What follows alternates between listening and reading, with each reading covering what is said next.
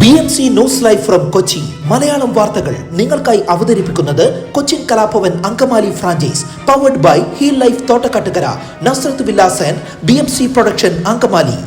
നമസ്കാരം, BMC radio Malayalam വാർത്തകളിലേക്ക് സ്വാഗതം. ഞാൻ ധനുകൃഷ്ണ.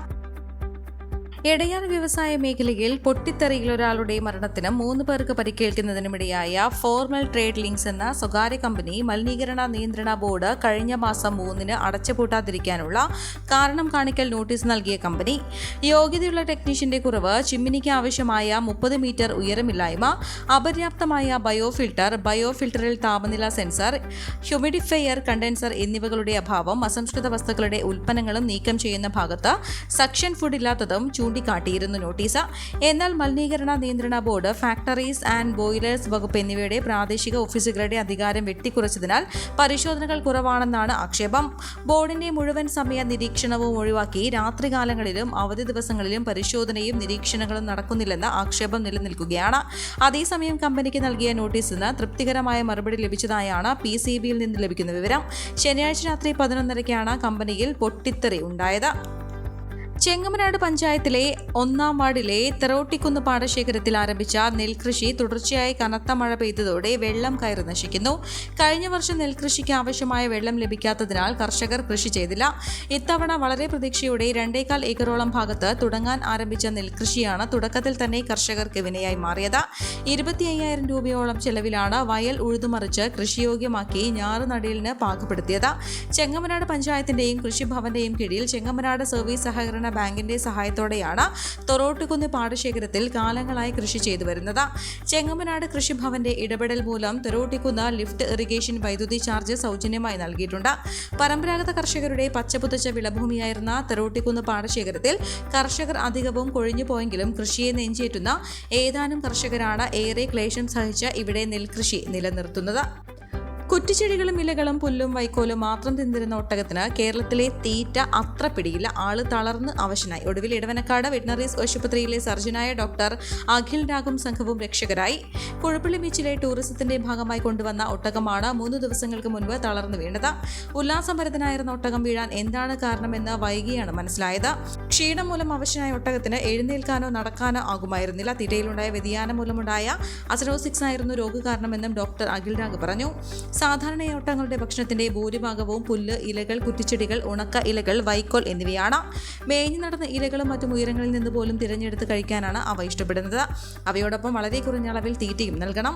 കുഴപ്പള്ളി ബീച്ചിലെ ഒട്ടകത്തിന് പെട്ടെന്ന് തീറ്റ മാറ്റിയതും കൂടുതൽ അളവിൽ തീറ്റയും പരിചയമില്ലാത്തതുമായ ചെടികൾ നൽകിയതുമാണ് അസുഖത്തിന് കാരണമായത്. ഡോക്ടർ അഖിൽ രാഗിന്റെ നേതൃത്വത്തിൽ മെഡിക്കൽ സംഘം രക്തത്തിലൂടെ ഇലക്ട്രോലൈറ്റുകൾ, ആന്റിബയോട്ടിക്കുകൾ, ബിക്ലോംബക്സുകൾ മുതലായ തുടർച്ചയായി 2 ദിവസം നൽകി. ഒടുവിൽ ഒട്ടകം എഴുന്നേറ്റു. ഇപ്പോൾ ആരോഗ്യം വീണ്ടെടുത്ത് വരികയാണ്. ഒട്ടകങ്ങളുടെ ആമാശയത്തിന് പശു, ആട് മുതലായ അയവിറക്കുന്ന മൃഗങ്ങളിൽ ഉള്ളതുപോലെ 4 അറകളുണ്ട്.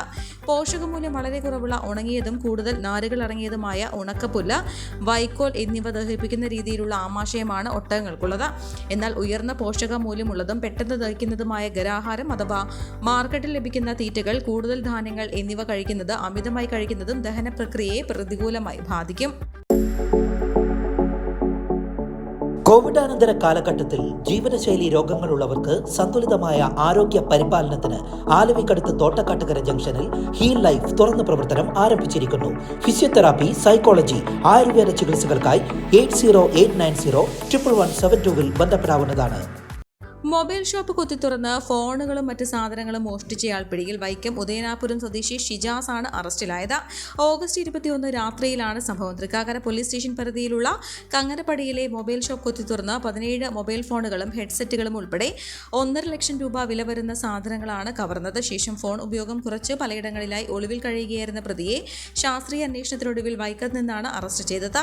മോഷണ വസ്തുക്കൾ പ്രതിയുടെ വീട്ടിൽ നിന്നും കണ്ടെടുത്തു. പ്രതിക്കെതിരെ കോഴിക്കോട്, പാലക്കാട്, തൃശൂർ, എറണാകുളം, കോട്ടയം, പത്തനംതിട്ട, കൊല്ലം ജില്ലകളിലായി നിരവധി മോഷണ കേസുകൾ നിലവിലുണ്ട്. Kochi city deputy police commissioner KS സുദർശന്റെ നിർദ്ദേശപ്രകാരം തൃക്കാക്കര അസിസ്റ്റന്റ് കമ്മീഷണർ PV ബേബിയുടെ മേൽനോട്ടത്തിൽ Thrikkakara police station inspector AK Sudheer, sub ഇൻസ്പെക്ടർമാരായ VB Anas, VG Baiju, senior civil police ഓഫീസർമാരായ സിനോജ്, KK സുജിത് എന്നിവരടങ്ങിയ സംഘമാണ് പ്രതിയെ പിടികൂടിയത്. യാത്രികർക്കായി സെൽഫ് ബാഗ് ഡ്രോപ്പ് സംവിധാനം ഒരുക്കി കൊച്ചി വിമാനത്താവളം. ഇനി മുതൽ നെടുമ്പാശ്ശേരിയിലെത്തുന്ന യാത്രികർക്ക് ബാഗേജുകൾ സ്വയം ചെക്ക് ചെയ്യാനാകും. രാജ്യത്തെ ആദ്യത്തെ ബയോമെട്രിക് സെൽഫ് ബാഗ് ഡ്രോപ്പ് സംവിധാനം ബംഗളൂരു കെമ്പഗൌഡ രാജ്യാന്തര വിമാനത്താവളത്തിൽ ആരംഭിച്ച ദിവസങ്ങൾക്കകമാണ് കൊച്ചി വിമാനത്താവളത്തിൽ സെൽഫ് ബാഗ് ഡ്രോപ്പ് സംവിധാനം ഏർപ്പെടുത്തിയിരിക്കുന്നത്. യാത്രികരുടെ കാര്യക്ഷമതയും സൗകര്യവും വർദ്ധിപ്പിക്കുന്നതിനും തിരക്ക് കുറയ്ക്കുന്നതിനും സഹായിക്കുന്നതാണ് ഈ സൗകര്യങ്ങൾ. ഈ വാർത്തയോടുകൂടെ BMC റേഡിയോ മലയാളം വാർത്തകൾ സമാപിക്കുന്നു. നന്ദി, നമസ്കാരം.